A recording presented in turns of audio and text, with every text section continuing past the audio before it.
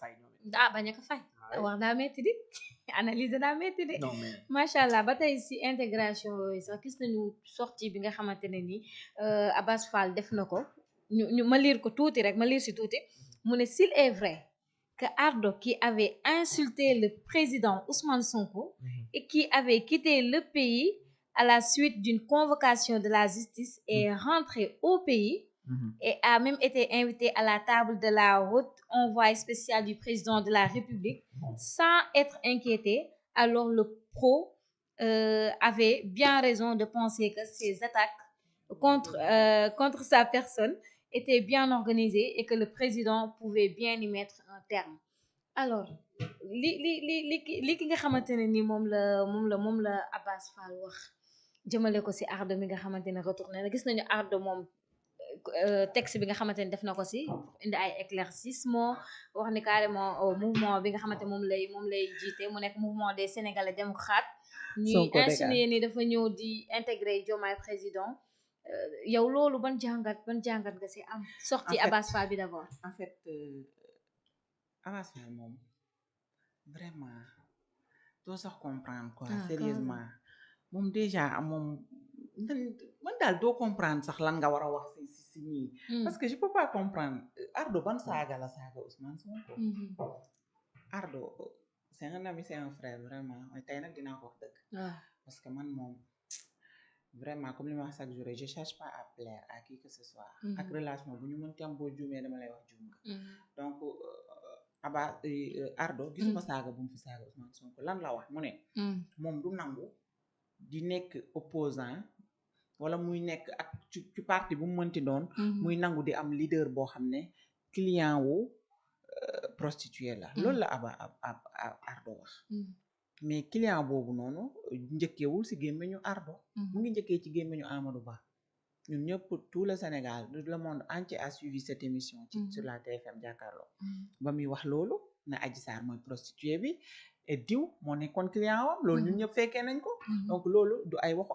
Ardo daf si jaar rek donc Abass Fall mënul warul basé wu ci loolu di naan Ardo lii Ardo laa wala peut-être ñoom seen combat daal seen diggante la ñoom ak Mimi Touré ak Diomaye donc ñoomi neen la nañ ko gérer seen bopp bi stop mooy je vais parler un peu avec Ardo parce que nit da ngay am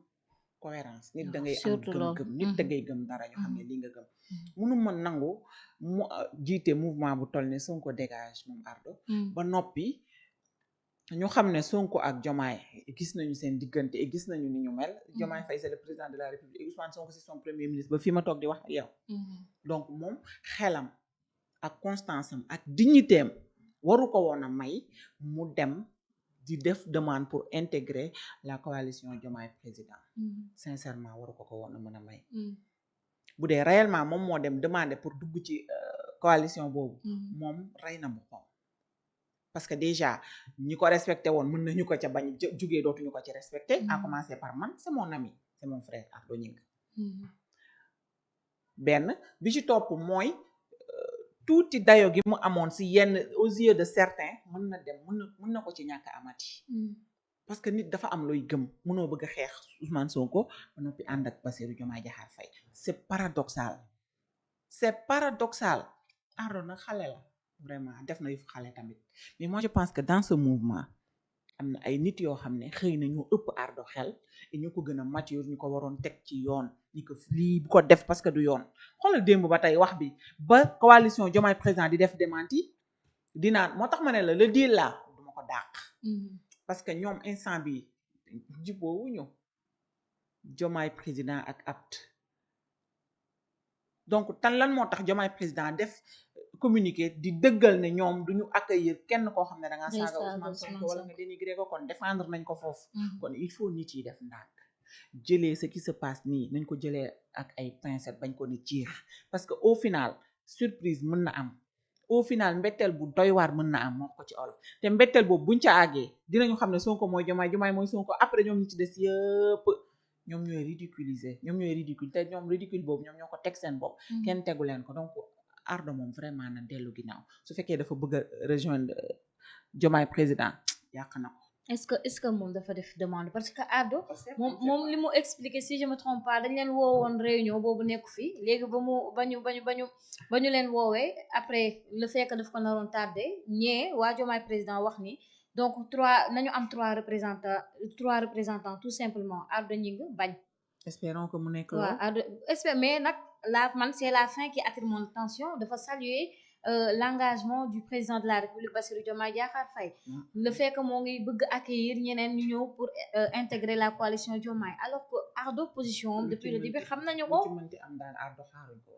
vraiment loolu laa man c'est ce qui a attiré mon attention dama ne Ardo moom mooy saluer lu ci mënti am rek le président de la République alors que yàgg nañu gis ses positions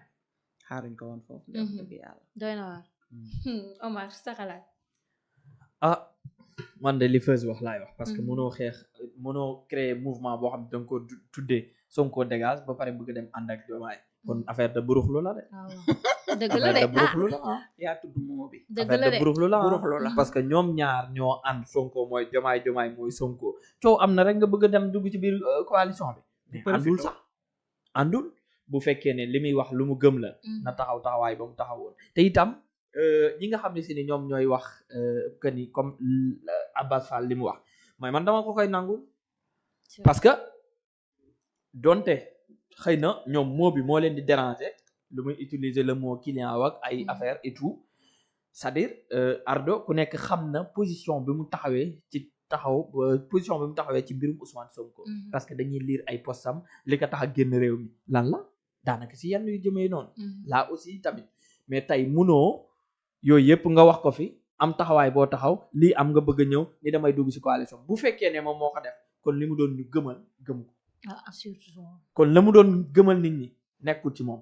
leneen moo nekk ci moom kon nag voilà te bu boobaa tamit lii bu dee dil la léegi phase yi nëbbatu woon yëpp day daal di feeñ ku si nekk dañuy xam kii et kii ku nekk ak lay sa objectif ça veut dire que ni kon nag voilà y a des mais daal politiciens moo dem ba mujj sax ñun Sénégalais yi dañ ñoo sonal parce que xamuñu exactement sax ñoom lan la ñu bëgg d'une part dañuy wax sax ne ñoom seen intérêt fu mu nekk jaral na leen lépp fu mu nekkul kenn amul doo leen fa dégg kon nag ñun Sénégalais yi nañu mën a moytu ñu ñuy yóbbaale si des trucs yoo xam si ni gëmuñu ko à la fin ñun ñooy mujjee parce que tey lii Ardo ñu wax ni moom la su amee mais ñi ko doon topp naan ko Ardo yaa nekk ci dëgg ay gàcce la nit dina leen rey wax dëgg fa yàlla gàcce dina leen rey de parce que tey bu fekkee ne yow ki nga doon xeexal naan ko yaa nekk ci dëgg tey moo dem rejoindre bu boobaa amatoo looy wax donc nañu def très attention voilà kon est-ce que nekkul ne bari na ñoo xamante ne dañuy toog di